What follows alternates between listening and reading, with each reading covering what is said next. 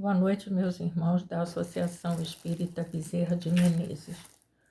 Mais uma vez estamos juntos, apesar da distância física, mas estamos juntos virtualmente para conversarmos hoje sobre a terceira parte do Livro dos Espíritos, no capítulo 12 da Perfeição Moral, as questões 913 a 917, que vai nos falar sobre o egoísmo.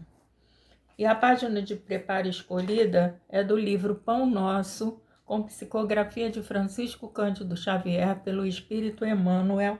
A página é a 323, o texto é o 157 e o título O Filho Egoísta. Mas respondendo ele, disse ao pai: Eis que te sirvo há tantos anos, sem jamais transgredir um mandamento teu, e nunca me deste um cabrito para alegrar-me com os meus amigos. Isto está em Lucas, capítulo 15, versículo 29. A parábola não apresenta somente o filho pródigo, mas, aguçada a atenção, encontraremos o filho egoísta. O ensinamento velado do mestre demonstra dois extremos da ingratidão filial. Um reside no esbanjamento, o outro na avareza. São as duas extremidades que fecham o círculo da incompreensão humana. De maneira geral, os crentes apenas enxergaram o filho que abandonou o lar paterno, a fim de viver nas estroinices do escândalo, tornando-se credor de todas as punições. E raros aprendizes conseguiram fixar o pensamento na conduta condenável do irmão que permanecia sob o teto familiar, não menos passível de repreensão. Observando a generosidade paterna, os sentimentos inferiores que o animam sobem à tona e ei-lo na demonstração de suvinice. Contraria-o a vibração de amor reinante no ambiente doméstico, alega como autêntico preguiçoso os anos de serviço em família. Invoca na posição de crente vaidoso a suposta observância da lei divina e desrespeita o genitor, incapaz de partilhar-lhe o justo contentamento. Esse tipo de homem egoísta é muito vulgar nos quadros da vida. Ante o bem-estar e a alegria dos outros, revolta-se e sofre, através da secura que o aniquila e do ciúme que o envenena. Lendo a parábola com atenção, ignoramos qual dos filhos é o mais infortunado, se o pródigo, se o egoísta, mas atrevemo-nos a crer na imensa infelicidade do segundo, porque o primeiro já possuía a bênção do remorso em seu favor. Então a gente vê o quão é grave o egoísmo, né? De nós pensarmos somente em nós mesmos, não olharmos para o lado e vermos aqueles nossos irmãos que estão mais necessitados de alguma coisa, mas queremos tudo só para nós mesmos. E nesse momento, nós vamos elevar os nossos pensamentos a Deus, agradecendo por essa oportunidade de trabalho, de crescimento, de autoanálise através do estudo que nós estamos fazendo no momento. Pedimos ao meu guia espiritual, aos mentores que me acompanham, ao mentor da casa, Dr. Bezerra de Menezes, que possa me orientar, me guiar, me conduzir e me intuir para as necessidades daquilo que precisamos ouvir, principalmente a mim mesma, porque o primeiro ouvido a ouvir é o meu. Então, que nós possamos, na noite de hoje, aproveitar cada palavra dos ensinos do Mestre Jesus, trazido a Allan Kardec pelos Espíritos. Então, pedimos a Jesus que permaneça conosco em todos os momentos, para que nós possamos absorver e entender o ensino que nos será passado. Fica conosco, Senhor Jesus, em todos os momentos da nossa vida, hoje, agora e sempre. Que assim possa ser. Graças a Deus. Então, nós vamos à primeira pergunta, o egoísmo, que é a 913. Dentre os vícios, qual que se pode considerar radical? Temo-lo dito muitas vezes, o egoísmo. Daí deriva todo o mal. Estudai todos os vícios e verei que no fundo de todos há egoísmo. Por mais que lhes deis combate, não chegareis a extirpá-los, enquanto não atacardes o mal pela raiz, enquanto não lhes houverdes destruído a causa. Tendam, pois, todos os esforços para que esse efeito, porquanto aí é que está a verdadeira chaga da sociedade. Quem quiser desde esta vida ir aproximando-se da perfeição moral, deve expurgar o seu coração de todo sentimento de egoísmo, visto ser o egoísmo incompatível com a justiça, o amor e a caridade. Ele neutraliza todas as outras qualidades. Então a gente vê que o egoísmo é uma chaga bem profunda, o egoísmo e o orgulho, né? Que é o que a espiritualidade faz com que nós observemos. Mas o egoísmo é maior, né? Eu não posso nem dizer que eu não seja egoísta, porque eu tenho muitos livros e eu tenho um maior apego a eles. Então, isso é um egoísmo também, né? Que eu preciso tratar, que eu preciso me libertar dele. E a gente tem tantos exemplos de tantas as pessoas altruístas que se despojam dos seus bens em favor do próximo, como, por exemplo, uma senhora que estava internada num hospital e estavam providenciando para ela um respirador. E ela, nesse caso, ela deixou de utilizá-lo, deu preferência a um rapaz mais novo, dizendo que ela já havia sido muito feliz, que ela já havia aproveitado a vida o máximo. Então, que ela estava dando a oportunidade àquele rapaz de ser tão feliz quanto ela foi. E também tem o exemplo do Alok, né? O Alok é um DJ famoso internacionalmente e ele faz parte da, da, da Fraternidade Sem Fronteiras. E ele foi à África, e na África ele conheceu uma senhorinha que ela estava com um pano amarrando o estômago para apertar o estômago para que ela não sentisse fome, porque ela já estava há vários dias sem se alimentar corretamente, e para que a fome fosse diminuída, ela apertou o estômago. E ele tinha uma desconfiança da existência de Deus por conta disso, de ver tanta desigualdade no mundo, né? E essa senhora fez com que ele visse a vida de forma diferente, porque ela simplesmente estava agradecendo a Deus pela presença deles naquele momento, naquela aldeia, levando até ela, né, até eles todos daquela aldeia, o alimento, uma palavra de conforto, uma palavra de carinho. Isso o tocou profundamente. E tem o vídeo em que ele aparece chorando, de mãos dadas com essa senhorinha. Além disso, ela era cega. E ele, preocupado, ele tentou ver a possibilidade, levou a um hospital para ver se havia possibilidade dela reverter essa cegueira dela, né? E foi levada ao hospital e fizeram a cirurgia e era só catarata, que não a deixava enxergar. Então ele voltou, eu acho que um ano depois, assim, para visitá-la novamente, mas ele a conhecia, mas ela não o conhecia por conta da cegueira. Então aparece na foto os dois, né? Cabeça com cabeça, ele muito emocionado por conta disso, e ele falou que a partir do exemplo daquela senhora, da fé que ela tinha, apesar da fome, apesar daquela situação tão tão desumana que ela estava vivendo, a fé dela não foi abalada. Então, a partir da fé dela, ele passou a crer novamente em Deus. E assim somos nós, né? A gente vê tanto exemplo maravilhoso, mas alguma coisa ainda nos prende que não nos deixa despojarmos daquilo que nós temos, talvez até muitas das vezes em abundância. mas esse egoísmo está erradicado também na matéria. Erradicado não, enraizado na matéria, desculpe. Na 914, Kardec pergunta aos espíritos: fundando-se o egoísmo no sentimento do interesse pessoal, bem difícil parece extirpá-lo inteiramente do coração humano. Chegar-se-á a consegui-lo?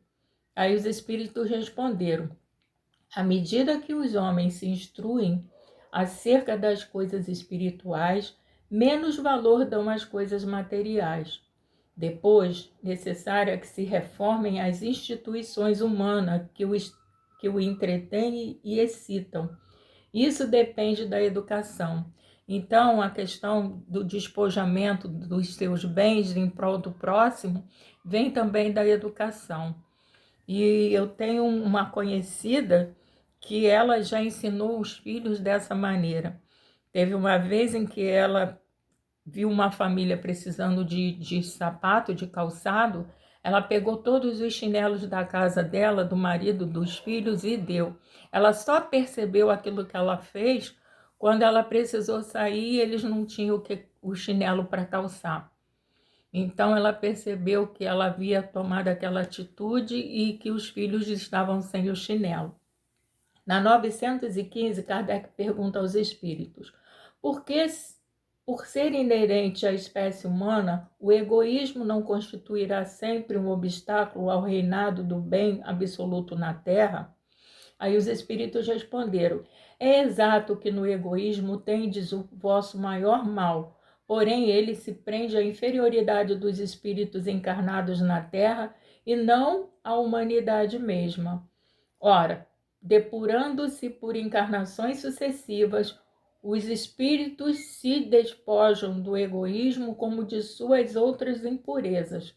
Não existirá na Terra, desculpe, nenhum homem isento do egoísmo e praticante da caridade. Há muito mais homens assim do que supondes, apenas não os conheceis, porque a virtude foge à viva claridade do dia. Desde que haja um, por que não haverá 10? Havendo 10, por que não haverá 1000 e assim por diante? Então a gente sabe que tem muita gente que tem esse despojamento, né, esse altruísmo de olhar para o outro e se colocar no lugar do outro e se despojar daquilo que tem com a maior facilidade. Eu tenho certeza que um dia eu ainda chegarei lá. Eu espero, eu luto para que isso possa acontecer, né, de me despojar das coisas, porque algumas eu tenho um valor muito afetivo por elas. Então a gente fica querendo dar somente para aquelas pessoas que a gente sabe que vão ter o mesmo carinho de cuidar. E nem sempre isso acontece. A gente tem que doar e esquecer. Você doou, né? Você se dispôs daquilo, então você não tem que estar preocupado se o outro está cuidando ou não. Na 916, Kardec pergunta aos espíritos: longe de diminuir o egoísmo, cresce com a civilização, até que parece o excita e mantém. Como poderá a causa destruir o efeito? Aí os espíritos respondem: quanto maior é o mal, mais hediondo se torna. Era preciso que o egoísmo produzisse muito mal para que, compreensível, se fizesse a necessidade de extirpá-lo. Os homens, quando se houverem despojado do egoísmo que os domina, viverão como irmãos sem se fazerem mal algum, auxiliando-se reciprocamente, impelidos pelo sentimento mútuo de solidariedade. Então, o forte será o amparo e não o opressor do fraco, e não mais serão vistos homens a quem falte o indispensável, porque todos praticarão a lei de justiça. Esse, o reinado do bem, que os espíritos estão incumbidos de preparar. Então, ele pede que vá até a 784 para ver a resposta que os espíritos deram em relação à evolução, né? E na 784, os espíritos, Kardec perguntou aos espíritos, né? Bastante grande é a perversidade do homem. Não parece que, pelo menos do ponto de vista moral, ele, em vez de avançar, caminha aos recuos? Aí eles respondem: enganas-te. Observa bem o conjunto e verás que o homem se adianta, pois que melhor compreende o que é mal, e vai dia a dia reprimindo os abusos. Faz-se mister que o mal chegue ao excesso para tornar compreensível a necessidade do bem e das reformas. Então, a gente pode até ver nesse momento, nessa pandemia que está acontecendo. Agora, a gente tem visto muita solidariedade, como uma empresa aérea, no estudo que nós fizemos no domingo, uma empresa aérea disponibilizou passagens para os médicos irem até os locais mais remotos, onde não existe o atendimento médico, para que eles pudessem fazer o atendimento das pessoas que lá estão e que estão contaminadas com Covid-19. E uma outra empresa cedeu as casas para que esses médicos pudessem morar sem ter a despesa de pagar aluguel e a passagem aérea. Então, a gente vê que existe muita solidariedade, mas infelizmente não vem de jornal, né? A mídia se baseia naquilo que é mal porque sabe que a procura pelo mal é muito maior do que pelo bem. Então, a gente sabe assim muito a miúde, e a nossa obrigação para que todos possam ser contaminados pelo bem seria que nós divulgássemos isso, mas a gente também só divulga aquilo que é negativo e a gente não pode fazer isso. A gente sabe que quando existe um acidente, por exemplo, aéreo, que a mídia fica maciçamente falando sobre aquilo, aquilo vai sendo de um jeito plasmado que outros acidentes acontecem. Então, se nós pudermos divulgar muito maciçamente o bem, esse bem contagiaria outras pessoas, né? Para que elas fizessem o mesmo. Mas o bem é tímido e o mal, ele é ousado. Então, nós que estamos procurando os ensinos do Cristo, nós deveríamos agir de forma diferente, só falar daquilo que é positivo, só levar esperança aos corações, para que todos nós sejamos contagiados e possamos fazer uso desse contágio para que o mundo possa ser melhor. Na 917, Kardec pergunta aos espíritos qual o meio de destruir seu egoísmo. Aí eles respondem: de todas as imperfeições humanas, o egoísmo é a mais difícil de desenraizar-se, porque deriva da influência da matéria, influência de que o homem, ainda muito próximo da sua origem, não pôde libertar-se, e para cujo entretenimento tudo concorre: suas leis, sua organização social, sua educação. O egoísmo se enfraquecerá à proporção que a vida moral for predominando sobre a vida material, e sobretudo com a compreensão que o Espiritismo vos faculta, do vosso estado futuro real e não desfigurado por ficções alegóricas. Quando bem compreendido, se houver identificado com os costumes e as crenças. O Espiritismo transformará os hábitos, os usos, as relações sociais. O egoísmo assenta na importância da personalidade. Ora, o Espiritismo, bem compreendido, repito, mostra as coisas de tão alto que o sentimento da personalidade desaparece, de certo modo, diante da imensidade, destruindo essa importância, ou pelo menos reduzindo-a às suas legítimas proporções. Ele necessariamente combate o egoísmo. O choque que o homem experimenta do egoísmo dos outros é o que muitas vezes o faz egoísta, por sentir a necessidade de colocar-se na defensiva.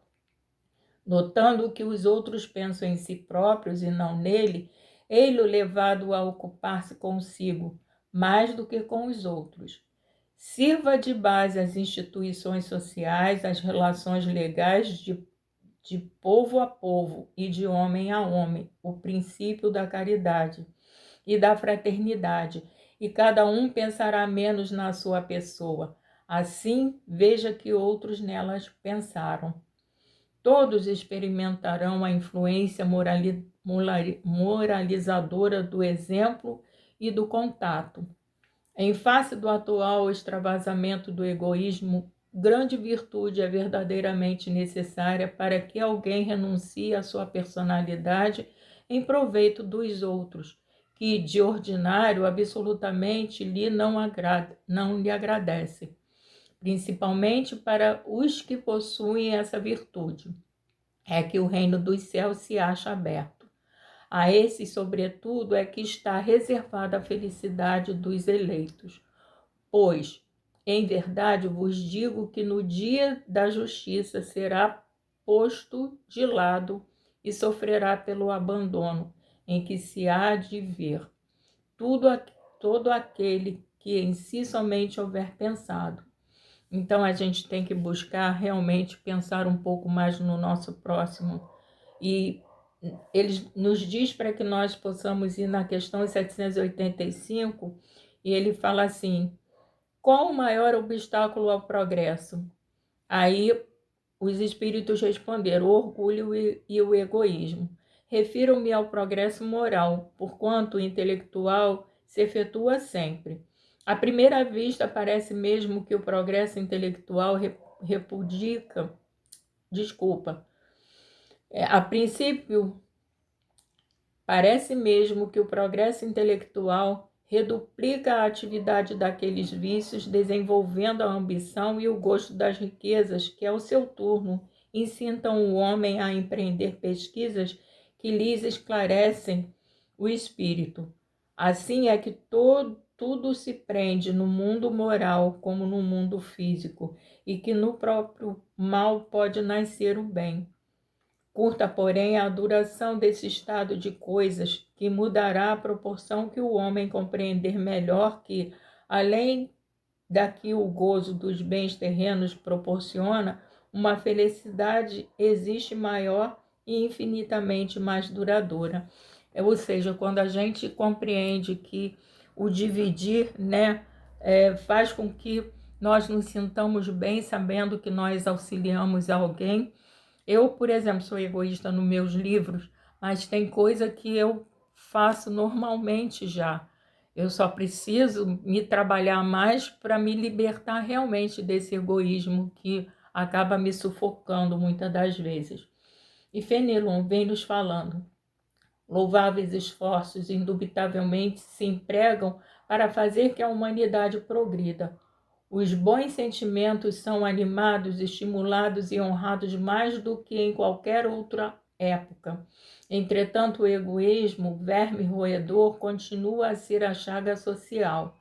É um mal real que se alastra por todo o mundo e do qual cada homem é mais ou menos vítima. Cumpre, pois, combatê-lo como se combate a uma enfermidade epidêmica. Para isso, deve-se proceder como procedem os médicos, ir à origem do mal. Procurem-se em todas as partes do organismo social, da família aos poucos, da choupana ao palácio, todas as causas, todas as influências que ostensivamente ou ocultamente excitam, alimentam e desenvolvem o sentimento do egoísmo. Conhecidas as causas, o remédio se apresentará por si mesmo. Só restará então destruí-las, se não totalmente de uma só vez, ao menos parcialmente, e o veneno pouco a pouco será eliminado. Poderá ser longa a cura, porque numerosas são as causas, mas não é impossível. Contudo, ela só se obterá se o mal for atacado em sua raiz, isto é, pela educação. Não por essa educação que tende a fazer homens instruídos, mas pela que tende a fazer homens de bem. A educação convenientemente entendida constitui a chave do progresso moral. Quando se conhecer a arte de manejar os caracteres, como se conhece a de manejar as inteligências, conseguir-se-á corrigi-los, do mesmo modo que se aprumam plantas novas. Essa arte, porém, exige muito tato, muita experiência e profunda observação. É grave erro pensar-se que para exercê-la com proveito baixe o conhecimento da ciência. Quer acompanhar assim o filho do rico como do pobre, desde o instante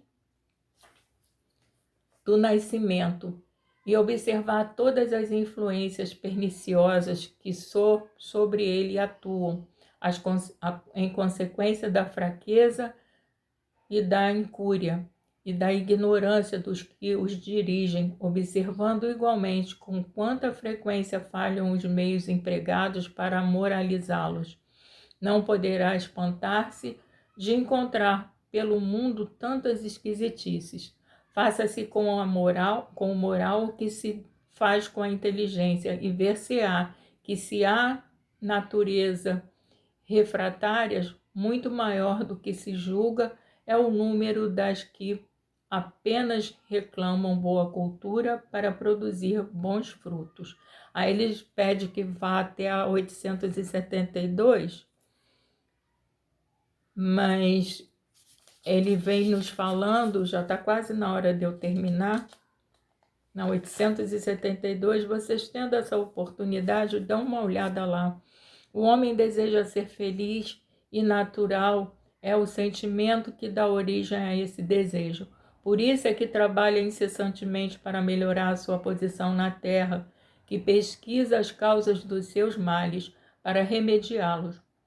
Quando compreender bem que no egoísmo reside uma dessas causas, a que gera o orgulho, a ambição, a cupidez, a inveja, o ódio, o ciúme, que a cada momento o magoa, a que perturba todas as relações sociais, provoca as dissensões, aniquila a confiança, a que se obriga a se manter constantemente na defensiva contra o seu vizinho.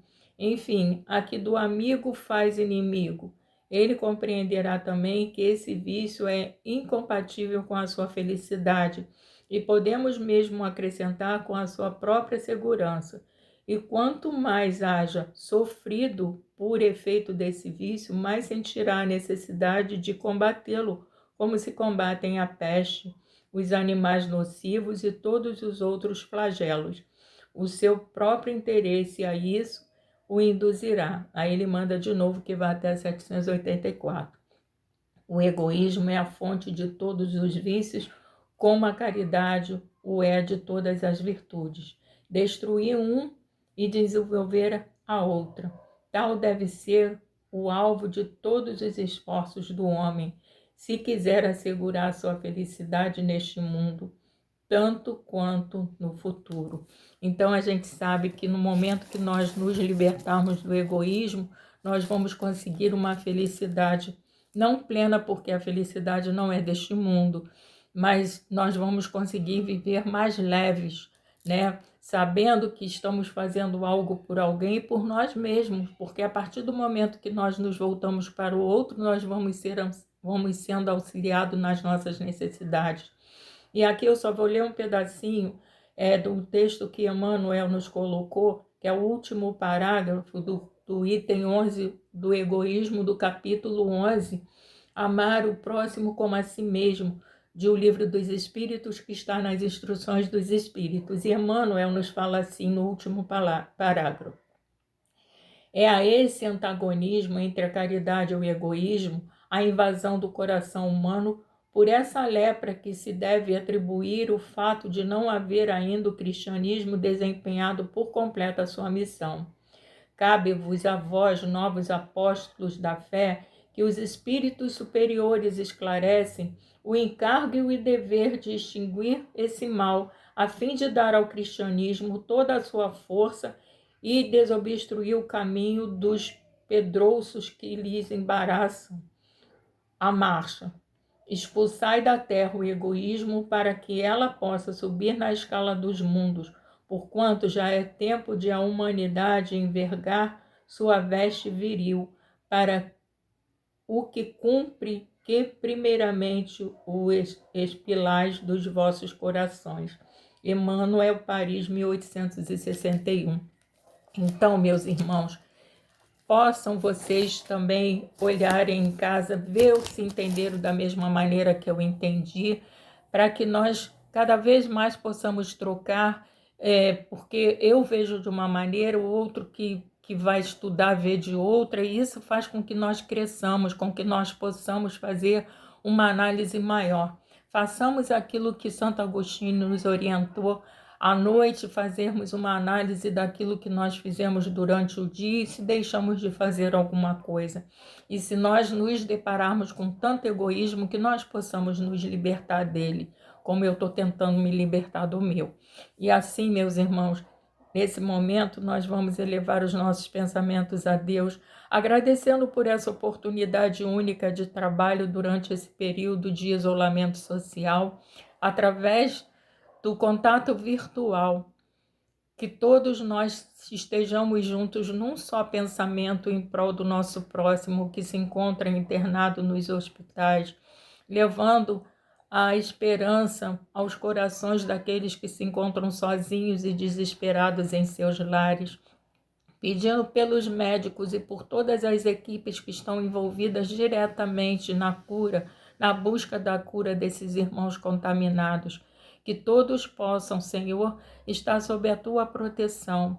E os médicos, os enfermeiros, os técnicos de enfermagem, as pessoas que cuidam da higiene dos hospitais, os maqueiros, os vigilantes, todos aqueles que se encontram envolvidos diretamente com esse inimigo oculto, invisível na realidade, que eles possam estar amparados no teu amor e na tua misericórdia, para que eles possam ir até os seus lares, buscar junto aos seus familiares a força necessária para se restabelecer e voltar ao trabalho com toda a força. E assim, Senhor, pedimos por toda a humanidade, pelos irmãos que se encontram nas ruas, nas sarjetas, que eles também tenham o atendimento necessário às suas necessidades. E assim, Senhor, muito obrigada por essa oportunidade. Permaneça conosco, Senhor Jesus, hoje, agora e sempre, que assim seja, graças a Deus. Obrigada, Senhor.